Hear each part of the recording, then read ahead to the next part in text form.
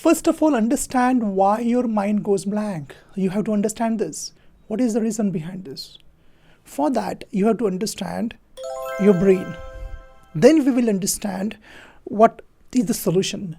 Your mind goes blank because of one part is there in your brain. Here it is. It's called as amygdala. Amygdala means what? Amygdala is called as the part of a limbic system. I will not go in detail, but understand it's a part of limbic system. When your brain experiences any threat, any life-threatening situation, amygdala hijacks the neocortex, this part of the brain. When you are normal, when you're calm and composed, you use this part of the brain. It's called as prefrontal cortex area. So when you are normal, when you're speaking in your mother tongue, you speak normally. When you are not on the stage, you are very normal. You communicate in an effective way. There are many people who can tell good jokes with their friends, but when they go on the stage, they go blank. Why?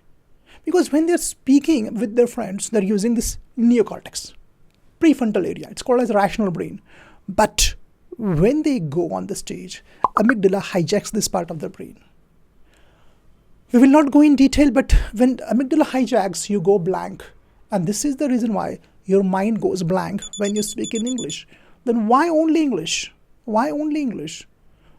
The reason is, when you think about English, when you want to speak about English, you think about mistakes. You think about grammar.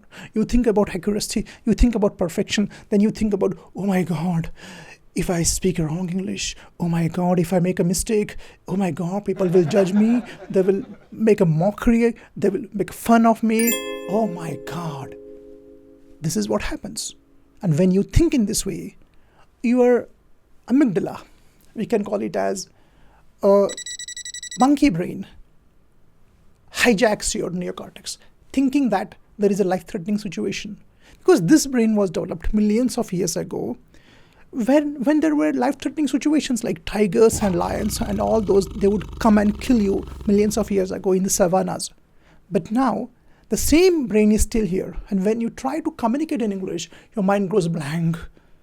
Because this primal brain, that brain thinks that there is a life-threatening situation, which is not there.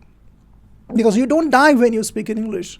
You can make a mistake, but you don't die. There is no life-threatening situation, but your amygdala thinks in this way. Now, what you have to do, understand, you have to train your amygdala.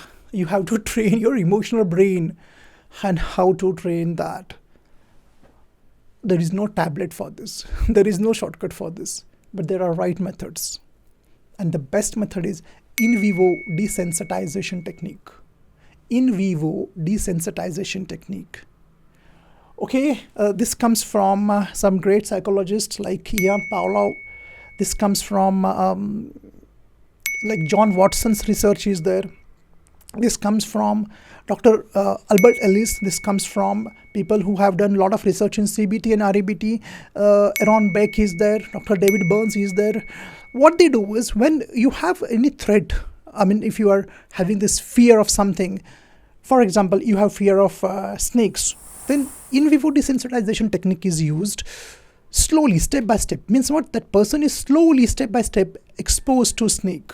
Slowly. First of all, he is shown the snake, which is, for example, in a cage. Not in a cage, in a glass enclosure. Now then, when he sees, then slowly, step by step, it is open. Then step by step, he is just made to stand in front of the snake. Slowly, by 5 days, 15 days, 20 days, 30 days, 40 days, slowly the snake comes closer and he starts touching, holding, handling, and then the fear is gone. Fear doesn't go completely, but he can control the fear, rather the fear controlling him. Fear means amygdala controlling your emotional brain. This is in vivo desensitization, and this is the reason why your mind goes blank when you communicate in English. Deer in the headlight. And what is the solution? The solution I use in my institute, in vivo desensitization technique, where we have students from all over world. Actually, they join our batches, and after slowly exposing to English, that fear diminishes. It's a step-by-step, slow exposure to the surrounding which we do, and then they communicate effectively. This is the only solution. Of course, another solution is there, that is developing your habits and all those things. But this is the most powerful solution. I have seen my students. You can see their videos. I mean, the way they communicate on my YouTube channel, you have seen them. They come and communicate. These were the same students who weren't able to communicate a single word. Today, they're coming on my YouTube channel. They send me messages that they are working in US, that working in other countries, that they have given a good public talk. They are doing nice. Why? This is a scientific technique. At the beginning, what I said, I don't have shortcuts. On my channel, I give the right methods and scientific methods. Use this technique effectively. Well, you may say that we don't have any surrounding, or we don't have that kind of controlled atmosphere. Well, you can say I'm advertising my institute, but you can join my online courses also. You can join, you can think the way you want. You can say that I'm promoting my course. It's okay, I have no problem. But it's really powerful, really, really powerful. Try with this. All right, hope this is going to help you. Come on, work on yourself.